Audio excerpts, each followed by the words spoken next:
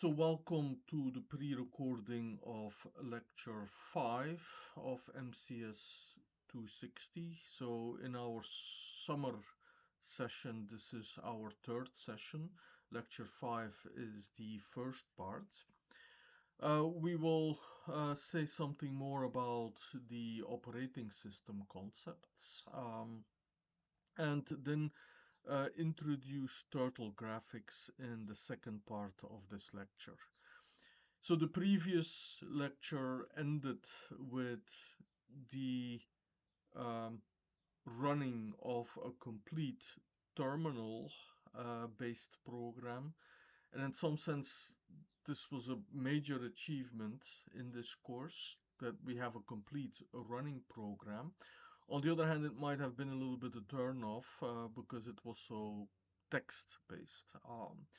So today we will introduce the Turtle module, which offers another introduction to a programming model, which is perhaps more intuitive and at least more visual.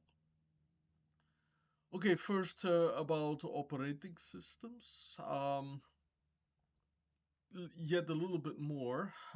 So what do we need to know as programmers about the operating system? Well, first of all, what is again an operating system? An operating system is what you need to make programs run. Um, and it is the layer between user programs, in our case, the Python interpreter, and the physical machine. An operating system, so this is still a course in computer science where most things are binary. So you can distinguish a computer system between its kernel and everything else. So what is the kernel? The kernel manages the processes, the memory, and the peripherals. So the operating system, as you can also describe it, is essentially a manager of the uh, physical machine. And what is managed are the processes, the control, the memory, and then the peripherals, the devices. The file system is actually not strictly part of the kernel, and in some sense, this can be um, explained that the file system resides on the disk, and in some sense, can be seen also as an external component to the kernel, to the main basic part of a computer. So we run commands through the command interpreter. So um, in a Unix or Unix-based system, this is a terminal window. In Windows, we now have the PowerShell, which is very similar to Unix. In a way, the operating systems are somehow converging in functionality as far as their command shell goes. Okay, what processes are being managed? On a Windows computer, you can open up the task manager and you will see that a lot of processes are currently running on your computer. I will show that there is a command ps also in the PowerShell that you can run to see what is happening. So a process is another word for program here. Um, to us, it seems as if when we run a program that everything is continuously happening in time. But a process is most likely being interrupted because the processor is shared for other processes that are currently executing. So a process is typically in three states: ready for execution, executing, or waiting for resources. What is, for example, what is an example of an interrupt? Well, a program may prompt the user for input. Then the program is actually blocked uh, by an interrupt. Uh, that's actually an internal interrupt in the sense that it's the program itself that interrupts itself. So for either input or output. So the computation is then halted and the peripherals need to take over. The input device, either your keyboard, mouse, or the output, the screen.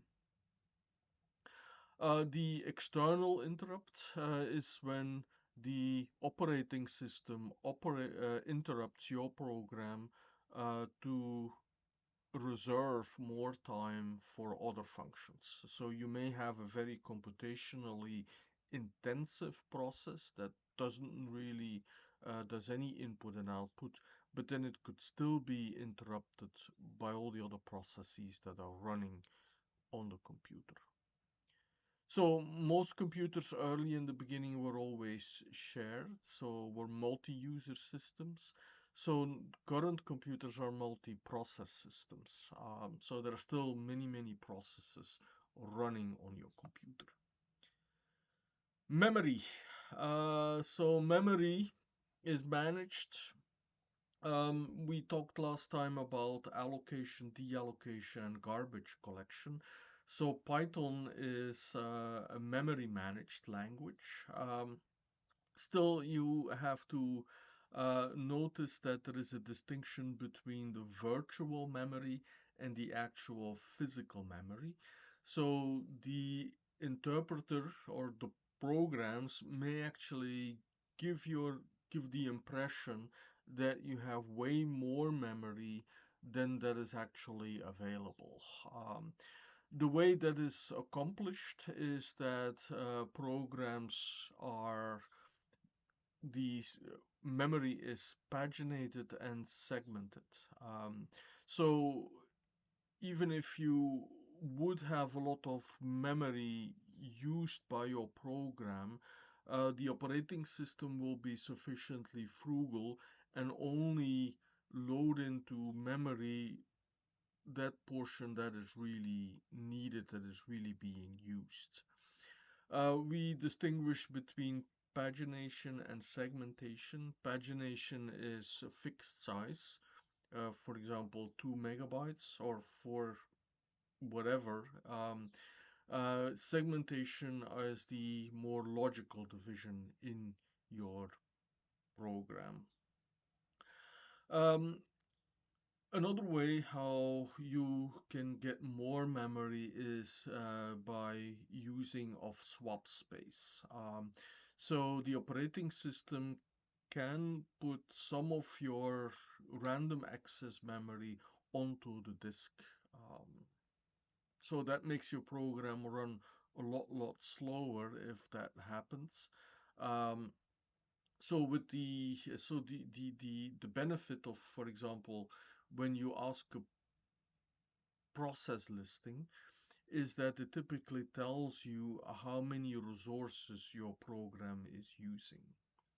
So you can, via your task manager or via another facility like PS, you can, for example, track for long running programs how many resources that are being used. Then there are drivers that manage the peripherals. So if you are installing adding some new external devices to your program, then you probably have to also install the drivers. Um, there are logical drivers, physical drivers. So we talked last time about random the random access memory and the read-only memory, and the microprograms by the manufacturer are typically also can be considered as doing the driving of the of the peripherals. File systems. So we are living in the age of search engines. I used to organize all my mail, all my email carefully into folders, but I gave up on this after a while. But still, I'm organizing my files. Every file I have is still organized into directories and into folders. I have a separate folder for every lecture that I have. And I would encourage you to also do this. So, thinking as a computer scientist means that you have a careful hierarchical organization of your data. Um, so we will go later into data structures. The way the file system is organized by the operating system is in a tree structure. So you have the root of the file system, then one of the folders is the users, the space for the users. Then you have also the other folders for the programs. So knowing that there is this tree structure and knowing that you can navigate is actually quite important. Um, of course, every operating system now has a file browser that comes with also a searcher. But often this is somehow a last resort. It's probably better as a computer science that you know where your data files are and where your programs are installed. All right, we have files and processes. There is the UNIX operating system. We will get later into the origin of software licenses. So um, it was developed within academia, and it is a proprietary system. So many computer vendors, they do have their own version of UNIX. Um, it provides a standardization of the um, interface. So I mentioned languages, so we will say something more about languages. C is, if you like, the programming language that kind of was also concurrently developed with Unix. C still survives in C++, whether you like this or not. So C is kind of least common multiple or greatest common divisor of languages. Python, most Python implementations are still based on C. Linux is GNU, which means not Unix. So it is very similar to Unix, but it is free and open source. So I was a little bit surprised when I did the poll in this class that most students actually in this class have a Unix-based system, either Chrome or Mac. So that's actually very good because that's also the operating system where I was most familiar with. Nowadays, Windows has the Windows subsystem for Linux. There is Cygwin and there is the PowerShell. So there is somehow a convergence. Um, in any case, if you are installing software, and I hope by now everybody can install software, the software that is necessary for this course, so the Jupyter Lab, know that there is still the subdivision, even on a personal computer, between the system administrator, the root in Unix terminology, and the users.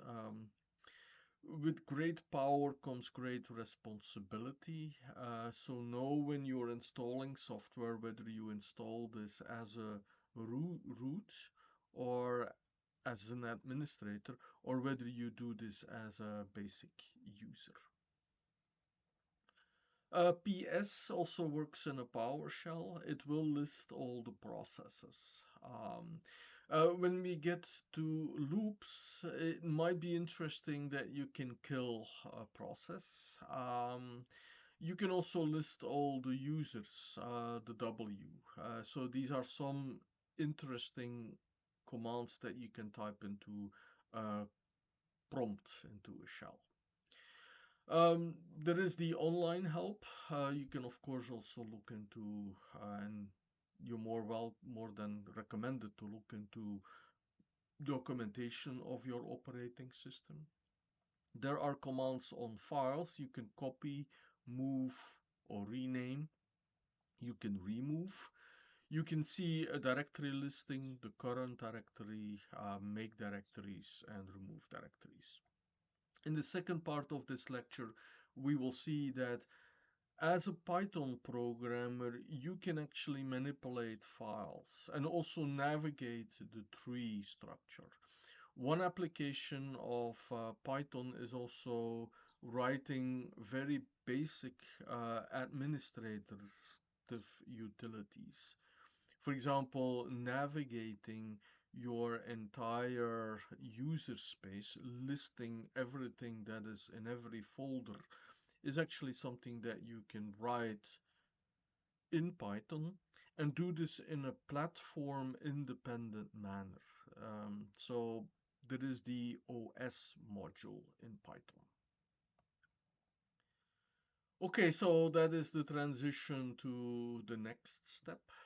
So we will see as a programmer how we can write platform independent or operating system independent scripts. It used to be in the past that the operating system was really very critical to know. Now this is less and less, so we have much more portable environments. So there are two modules. So Python is very extensive and comes with what they say batteries included. So you can list the machine in a platform. So the 8664 is probably not so informative, except that we talked earlier about 64-bit machines. In the computer literacy, you should now know that 64 bits can access a much larger memory space, a much larger random access. 32-bit is restricted to 4 gigabytes. So almost all computers are now 64-bit computers. You can list all the files in the current folder. You can import the OS module and in some sense also execute any command with OS system. But there are, so the ls command is actually wrapped in the operating system.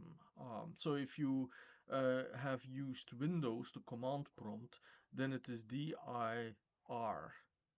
So you can query via the platform module, are you on Windows or are you on a Linux-based machine? But you can also apply the list dir. That will provide return the list of all elements in the current folder. All right, programming. So we can already now write very basic terminal interactions where you run a Python script, you provide input and it will give you output back. Can you also draw things? Yes, there is the turtle module.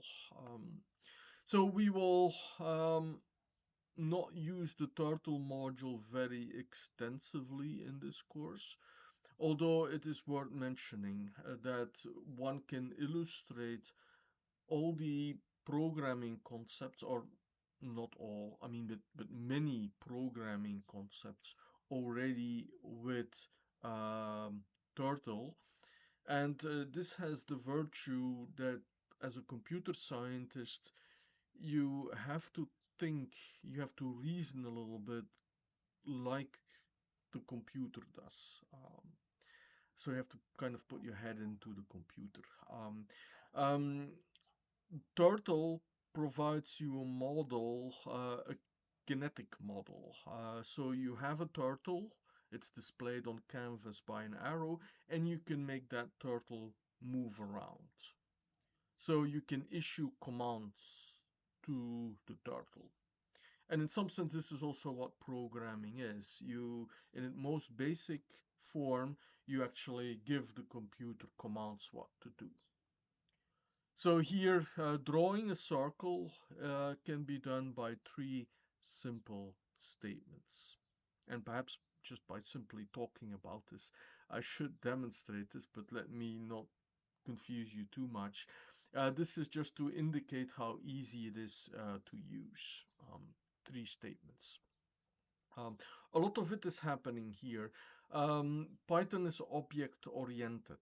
So Sam is the name of a variable, but it is referring to a turtle object. And that object comes actually with a new window. So what is displayed on this um, slide here is the caption of the running of Turtle on an old Mac.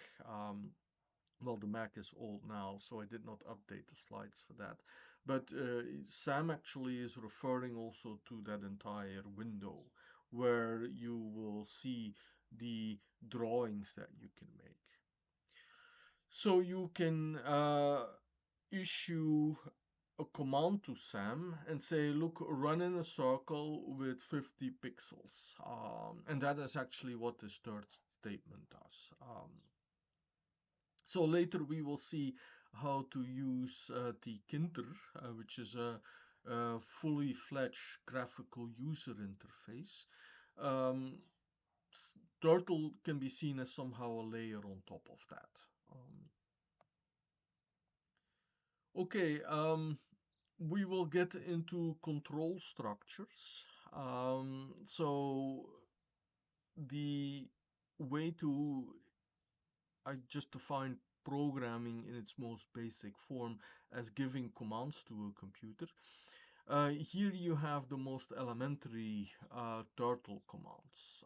So you have to import first turtle. Note that Python is case sensitive. Turtle with a little t is the name of the module. Turtle with a capital T is the name of the class. So there is some terminology that will become much clearer, but the difference between the capital T and the little t is important. So you make an object, make an instance of the class turtle, which is the lingo, by calling the turtle with a capital T. So using these round brackets, also important not to forget this. So these are methods that are being applied to objects. You can go forward, left, and right, and with that you can draw a spiral. Sometimes you want to put the pen down up, sometimes you want to put the pen down. Um, if the pen is down, then you will see the trajectory of the turtle. If the pen is up, then you can go to another location without marking anything on the canvas without drawing anything. Everything is expressed in pixels. Um, so with these commands, we can draw a simple spiral. Um, so Turtle is extensive, and again, this could be quite overwhelming if you look into the complete documentation. When I learned to program, we spent about 3 weeks in the course in a model that was called Carl the Robot, and we had to write programs of a robot that could move forward a square, turn left, turn right. So we could use this model throughout the course when we introduce the control structures, the looping, the branching, to illustrate and already write very complicated movements of our turtle. Um, okay, so the purpose of the lectures is that we can that we can solve the exercises. So what is Sigwin? So for that you will need to consult the internet. WSL is Windows Subsystem for Linux, which I actually installed also earlier. So Sigwin is a minimalistic version of um, a Unix-based operating system that runs on top of Windows. The Windows subsystem for Linux allows you to install, say, an Ubuntu version of Ubuntu is one of the distributions of Linux, and it allows you to install to work with Ubuntu without having to doing a dual boot. So dual boot is that you can start your laptop or start your personal computer either in Windows mode or in Linux mode. Um, so this has the advantage that in either way you can use both operating systems, but you cannot use them both at the same time. Um, so the Windows subsystem for Linux has the disadvantage that you can use them at the same time. Okay, the three last exercises are invitations to write graphics programs if you are feeling creative.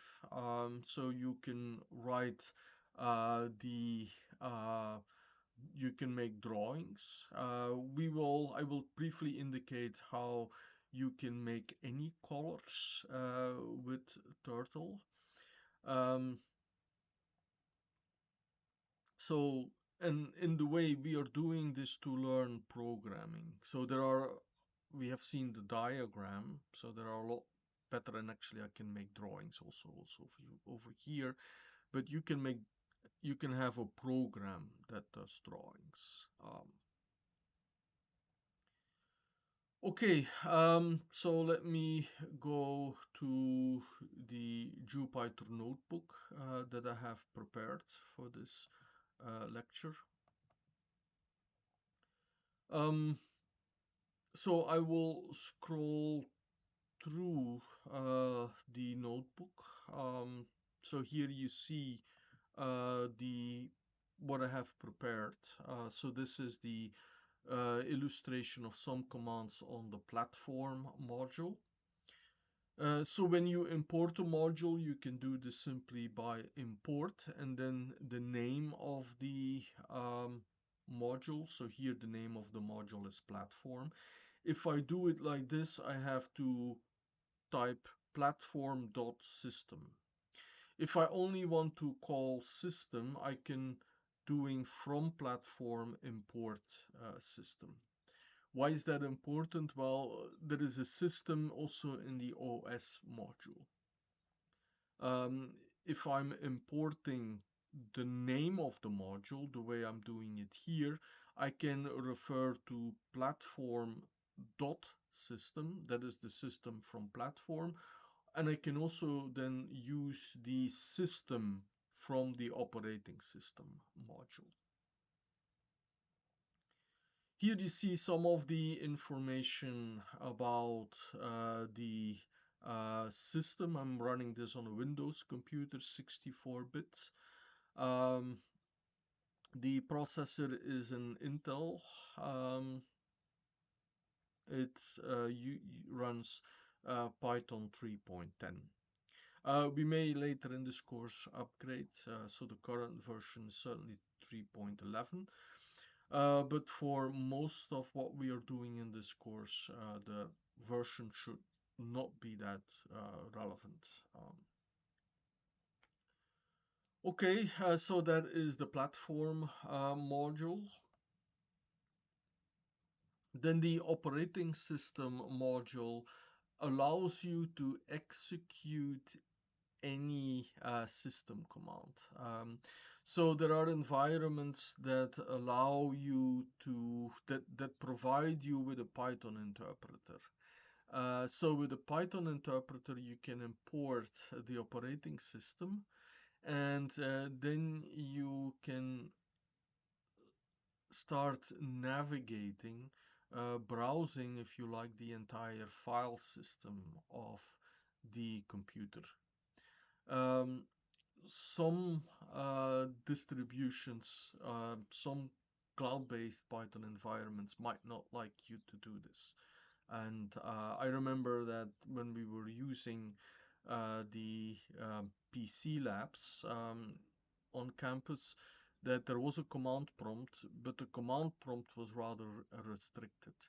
Uh, Somehow there were corners of the operating systems where you could not go. You can circumvent this with the change directory command. Um, so you can build your own. There is the list directory, and in the second part of this lecture, I will introduce the second part of this session, so the next lecture that follows immediately after this, I will introduce the lists as composite data structures. So here we have already the listing. So in some sense, the listing you already have. Why would you need to do this? So if you see here in my Jupyter Lab environment, I have my entire listing. But the L actually contains everything that is in this list. So in a program, you can, for example, and that will become clear in the next lecture, you can actually check if a file is in the current working directory. So sometimes this is very good, that as a programmer, you can check whether there is already a certain data file or not that you need when we work with files, processes that programs that process data. Okay, I mentioned the file structure, perhaps that is not so strictly necessary. Some people prefer everything accessible from their desktop, then it's just pointing and clicking. I hope that you have at least one folder with the Jupyter notebooks that you have made for this course, and you can arrange them into subfolders. So we will have 40 lectures, or you can organize them per topic. So in some sense, that is also an important task of getting organized. So computer science deals with the describing and transforming of information. How to organize your own data, your own information is important. If you are a good computer scientist, you should be well organized. Okay, turtle now. What is unfortunate, so I'm running this within a Jupyter notebook, and which is in some sense also a graphical user interface, with input cells and output. Unfortunately, it's still under development, so Jupyter Lab is not really capable of, at least not still an issue, to display the output of a Jupyter, of a turtle window. So we have to resort to a PowerShell. So in my um, Jupyter Lab environment, I do have a terminal window. Um, so this is the Windows PowerShell. So here is actually the advantage. So this is why I actually started to like Windows a lot better, because of the PowerShell. This is a command that you can also type in the um, so I typed in PS pipe more. The pipe is so I have two programs, more and PS. The output from PS goes to the input of more. So without having to create a separate file. So this will allow that I paginate the output. And you see that there are many processes being running, and you can actually see what is running, what is using a lot of CPU time on this computer, and it goes on. So if I press the space bar, you can see what is going on, and you kind of see here that I have PowerShells. I have three PowerShells on. I have actually running three Python interpreters. So doing a PS could be extremely good if you are worried about the resources that your program, that your computer, all the processes that your computer is really running. Most processes are multi-threaded, so you will see are multi-processors as well. So okay, I can list the .py files. So here you see the spiral. So I have other tabs open. So Jupyter Lab is an integrated development environment. So I can see a .py file in an editor that recognizes the syntax of Python. You will see the different colors that come up. So the red are the documentation strings. So in Python we have strings, short strings with right quotes. We have longer strings with double quotes, and then we have the triple quotes. So the triple quotes are used for strings that are span multiple lines or entire paragraphs of text. It's good practice to start your program with somewhere a documentation string that you actually say what the program does. Documenting your program can be done with this symbol here, this first symbol where my blinking cursor is. I'm actually transcribing also the program, what the turtle is doing. I'm going to draw a spiral. So the spiral will go down and then turn right, go forward 10 pixels, turn right again, go forward 10 pixels again, turn right again, and then the forward will increase. So a spiral, each time I will increase the going forward with 10 pixels. So let me run this now. Perhaps I should have done this first. So I called my Python, my program spiral2. And here you see the result of the spiral. So perhaps it's not so good that I took 10 pixels. I think I developed this on computers with smaller windows, or with certainly with smaller resolution. So here you see the spiral. Um, our spiral that was made with the useful commands forward, turn right with a certain angle.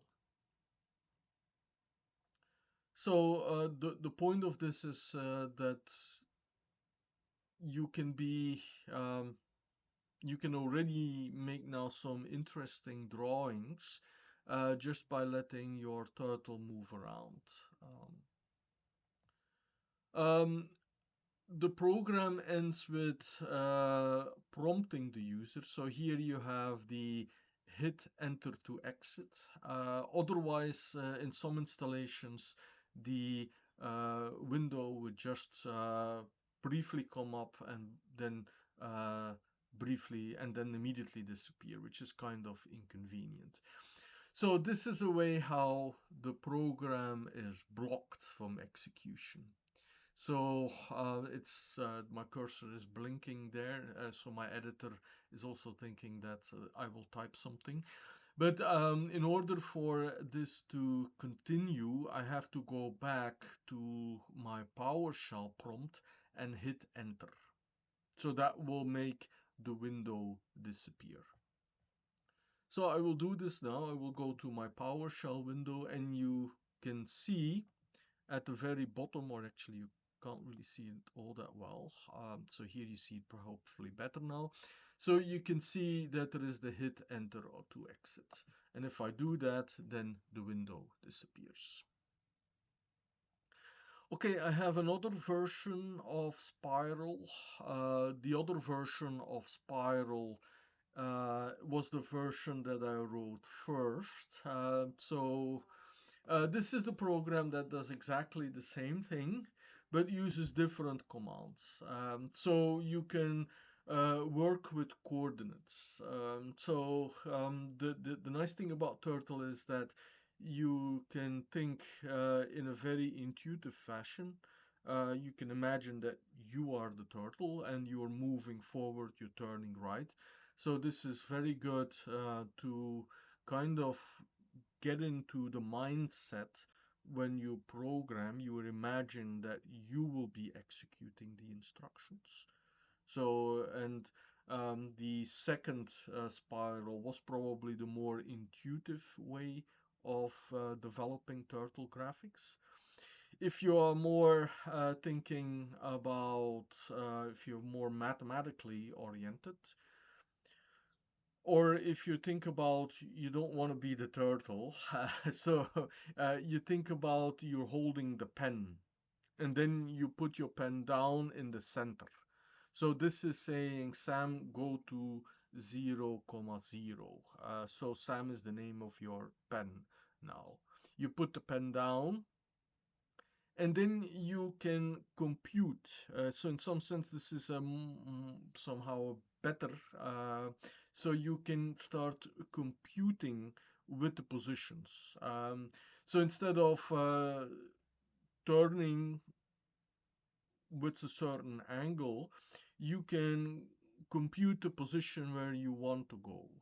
And you can really see that this is actually a little bit more flexible. If you want to draw triangles, you can compute the coordinates of the triangles. Or whatever figure you want to do, you want to draw a regular polygon, then you can do this. So in some sense, this could have been one of the exercises as well. Draw a regular polygon. Um, say a pentagon with 5 corners, very nicely distributed. So you can use Turtle to draw a pentagon. Okay, I have 5 minutes left. I will not use perhaps all these 5 minutes. So I will post these scripts. Feel free to run them. Perhaps I will run the next slide. I was talking about colors and regular, talking about regular um, polygons. Here you see the drawing of a triangle with turtle. What I want to draw is the color triangle. So colors are defined. So one convention to draw colors is with the red, green, blue. So these are the three primary colors. And I will place circles on the corners of the triangle and fill them with the primary colors. So this is done here. So one next iteration of the turtle, I have the red, green, and the blue primary colors. There are the connections between these primary colors, and these are the mixtures. So if you mix green and red, you get yellow. And you can also, of course, mix the other colors. So this is a basic version of the color triangle with the three basis colors, red, green, and blue. And then the kind of hybrids, the mixture colors. So you could make an entire color wheel. In some sense, triangle is perhaps not that good. It could have been an entire circle. So if you feel very creative, you could make one big circle, put the three primary colors in there, and make a lot of intermediate circles for many different color shades. You can stay on the edges of the circle where you are mixing essentially two primary colors, all different shades of yellow. If you move the yellow more towards the red, you're going to see orange. Um, or you can also start combining the three. So again, if you are mathematically oriented, this is very nice. We will get back to this when we create our graphical user interfaces with tkinter. So Turtle might not be the best tool to draw this, but it's kind of stimulating. So we actually know, or actually we are going to know enough if we look at the example code. So let me get out there and go to the turtle, the code to do this turtle colors script. I have only 2 minutes left, but I think I can explain it.